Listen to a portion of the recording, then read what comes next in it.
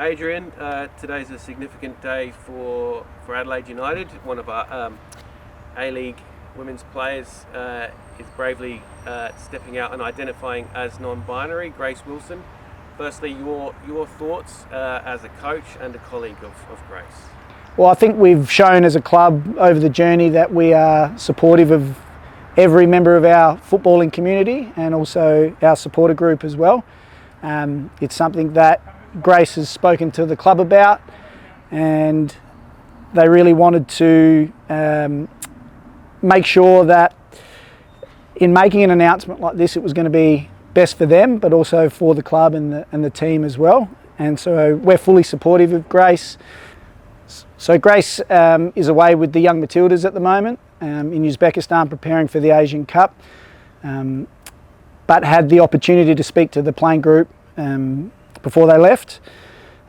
We've shown over the journey that we're a very supportive and inclusive football club with everyone in our football department, but also our community and fan base and supporter group. So it was really simple and easy for us because we just asked Grace what they wanted to do, and we were fully supportive of the way they went about that and shared what is a really significant moment in their life and their career with the rest of the team. Adrian, the women's team and the men's team almost mirrored on the table. Similar to Carl, you guys have obviously still got the belief that you can do something this season? Absolutely. One of the great things about this year is we've got 22 games, so it's a longer season. So there's 6 games to go, and we're going to try and pick up as many points as we possibly can and finish as high up the table as we possibly can. The last month in particular has probably been quite positive in terms of results and competitiveness and all those things. What's different? We feel like we've been pretty good for almost a couple of months now and just needed a few things to go our way to start getting some results. So it's probably just a bit of reward for the effort that we've been putting in. And we've just been able to get the squad a little bit healthier and have a little bit more consistency around who's been playing. So yeah, happy with how things have been progressing in the last couple of months, and glad that that's meant a couple of positive results have come our way as well. It wasn't all 3 points, but what does a result like that against City do for the confidence of the group? Yeah, I think it lifts the confidence of the group, and it just goes to show that we can compete with anyone in the league, and our best is good enough. So our big issue this year has been about consistency and being able to replicate that week to week and across 90 minutes, and we feel like we're in a good place with that. Has that break helped you guys at all, able to re-energise it all? A little bit. Like, if I'm being honest, I probably would have preferred to keep playing because I feel like we're building some momentum. We've had 1 game in the last 3 weeks because our Wellington game got postponed as well. So that probably hasn't been ideal from a coach's perspective, but it is what it is, and we're looking forward to our game this Sunday for sure. With 6 games left, what do you think you can achieve? Obviously, finals you're going to have to go on a pretty epic run. What do you think is possible until the end of the season? I think anything's possible with this group, so we're going to go into every single game no matter what's happening around us, and with the belief that we can win and the confidence to know that we can as well. Central Coast on Sunday, confident you can go over there and get the 3 points? Yeah, that's what we're going to aim to do. They've had a really good season. They've played some really positive football, and they're a very difficult team to score against. They set up really well defensively, so they get good support there from the local community as well. So we know it's going to be a tough ask, but we're up for the challenge. You've been involved in the women's game for a long time. What does it mean when you see 12 straight sold out Matildas games, 55-ish thousand on Wednesday night? I think it means the world, and it just goes to show how big women's sport can be if it's resourced well and it's promoted well. I went to the game in Melbourne. The build up to the game was fantastic. I rode public transport in with lots of young families, and atmosphere at the ground, even though it was a bit of a non-event, the game itself was fantastic. So I think anything's possible with women's sport if it's resourced well and it's promoted well. You mentioned that they're non-event. Do you think a result, I know it might sound stupid, but a result like that in a game like that not does damage to the brand, but do they really gain anything out of that?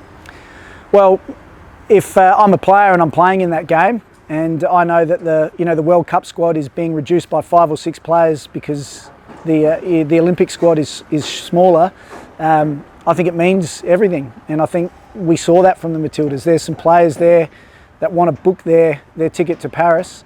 And so that's why they came out with the performance that they did. So I don't think you can focus on the opposition too much. There's players within that Matilda setup that are competing for spots to get to the Olympics, and that's why they played the way they did.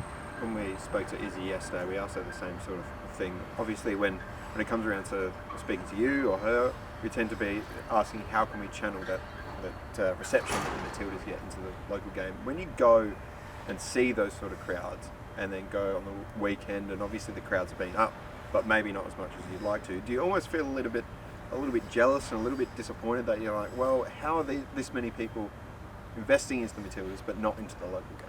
No, I wouldn't say I feel jealous. It's about how can we garner that support and get people invested in our game as well. And I think it's through storytelling. I think there are a number of great stories in the A-Leagues. Some of those stories you saw in that national team game on the weekend. And we've got to get better at promoting those stories, selling those stories, and building connection with our local community so they come out and support our team. Michelle Heyman, obviously a great story. I sort of sit on the other side of the fence and say, well, where are all our young next generation strikers? Where's Chelsea Dorber at in her career? Because maybe a couple of years ago, people had her earmarked as maybe the replacement for Sam Kerr. She's still got time, obviously, but was she at a crossroads?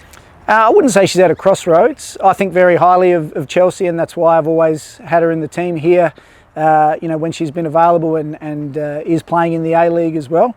And she's just had a little bit of an injury hiccup sort of this back half of the season. So I feel like Chelsea's got a lot of really good football ahead of her. I hope that continues to be with Adelaide United for a very long time. And I feel like if she's fit and healthy and playing well, she should be in and around that conversation for sure. One from me, Adrian. Emily Condon's on 99 goals, not out. Games, sorry. Just a word on Emily and the commitment that she's made to Adelaide United, and how proud are you to have hopefully coach her over 100 games? Yeah, Emily's a fantastic player. We've never had a 100-game player for our women's team before, so if she's selected and able to get on the field on Sunday, it'd be great to see her get to 100 games, and she's been a wonderful servant for our club, a really great role model for some of our younger players. I mean, she's still quite young herself as well. So yeah, I can't speak highly enough of Emily, her professionalism and the way that she goes about it, and what she brings to our team when she's performing at her best. Is it equivalent of 300 games in the men's, do you think? With how short the seasons were? Yeah, it's probably, because when I first started, we played about 10 or 12 games a season. So I think she made her debut as a 15-year-old. Okay, so it's taken a while to get there, but it's fully deserved, and I'm thrilled for her.